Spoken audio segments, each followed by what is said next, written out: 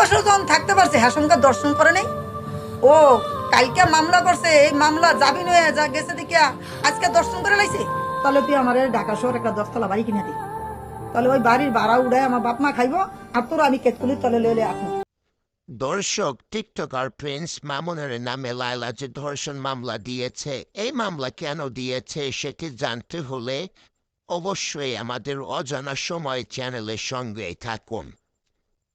আমি কিন্তু মামুনের সাথে দেখা করতেই চাইনি, তার সাথে বন্ধুত্ব বা প্রেমের সম্পর্ক করা তো অনেক পরের ব্যাপার।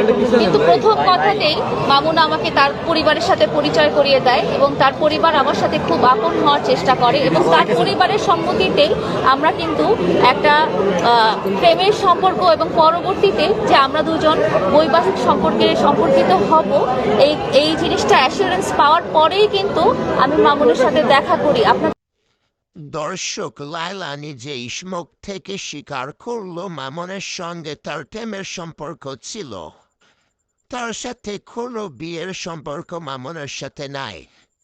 পুরো ভিডিওটা দেখতেই থাকুন, লায়লা আরো বিস্তারিত সত্য ঘটনা তুলে ধরব। আমার চেহারা আমি চিনতে পারতেছি না, রাস্তায় বসে আছি। তবে লায়লা মামুনের নামে এটা সত্য বললো না মিথ্যা বললো? মোবাইল দিয়ে মেরে আমাকে কি করছে আপনারা কেউ স্ক্রিন রেকর্ড করে ফেলেন। আমি রাস্তায় বসে আছি, আমার পেজ আমার টিকটক আমার সবকিছু ডিলিট করে দিছে, মদ খেয়ে মাথা লয়ে আজকে এগুলো করছে। আপনারা কেউ স্ক্রিন রেকর্ড করেন, কারণ আমার পেজ নাই, আমি জানি আপনাদেরকে বলতে পারবো না। আমি বাড়িধারা টিউএচএসে আছি, আমি 999 কল দিছি। আমার মুখে দেখেন পুরো, আমি নিজেকে চিনতে পারতেছি না, আমি জানি না কি বলতেছি কি করতেছি। এটা প্রথমবার না, এর আগেও আমার মুখে হাত দিয়েছে। লায়লাকে যখন প্রিন্স মামুন এভাবে মারধর করে রাস্তায় ফেলে রেখে গিয়েছিল তখন লায়লা আবার কেন প্রিন্স মামুনকে তার বাসায় এনেছিল? কেননা এইটা লায়লার সাজানো নাটক ছিল।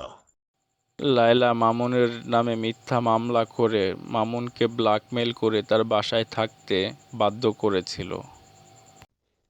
কারণ প্রিন্স মামুনকে যখন লায়লা বলেছে যে তুমি আমাকে বিয়ে করো, প্রিন্স মামুন লায়লাকে বলেছিল যে তুমি আমার অনেক সিনিয়র এবং তোমার আগে 2টা বিয়ে আছে এবং তোমার বাচ্চা আছে, তোমার সাথে কখনো আমার অ্যাডজাস্ট হবে না।